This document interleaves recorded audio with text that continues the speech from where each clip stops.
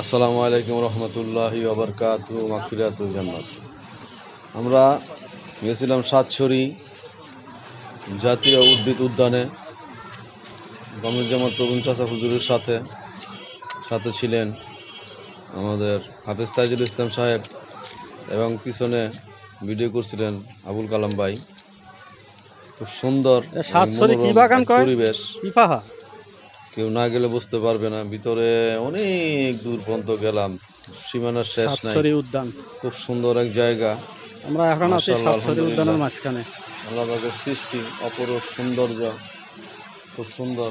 চাচা সহ তরুণ চাচা সহ গুলজার হাফেজ সাহেব, বাদর দেখলাম, আরো অনেক কিছু আছে প্রাণী দেখার মতো। সময় নিয়ে যেতে হয়।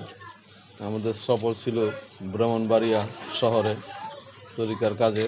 যাওয়ার সময় সাতছড়ি এবং রাস্তায় পড়ছিল সুরমা টি গার্ডেন। টি গার্ডেনে ঘুরলাম, তারপর আমরা চলে গেলাম সাতছড়ি। ওখানে ঢুকলাম, টিকিট নিল 115 টাকা। 115 টাকা টিকিট দিয়ে ঢুকে এখন ভিতরে ব্রিজের কাজটা করার পরে সুন্দর হবে, দেখার মতো জায়গা। না দেখলে, না ঘুরলে বুঝতে পারবেন।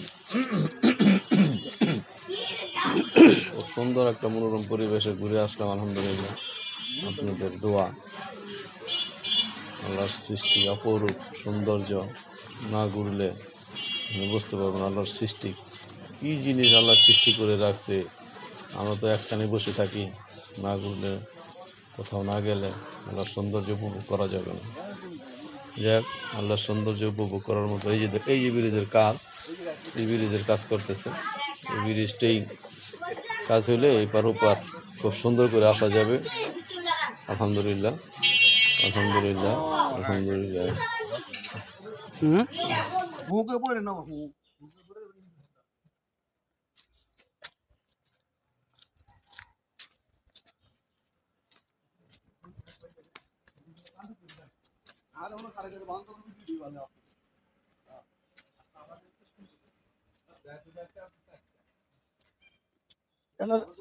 এনে টেহা উসুল হয় নাই কেন?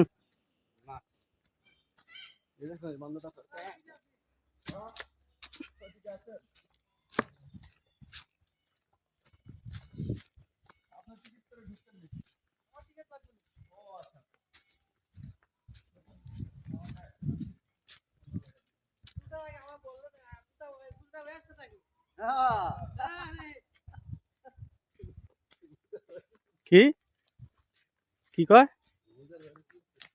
গুলজার বেড়ে চিনছে কেমনে? হ্যাঁ,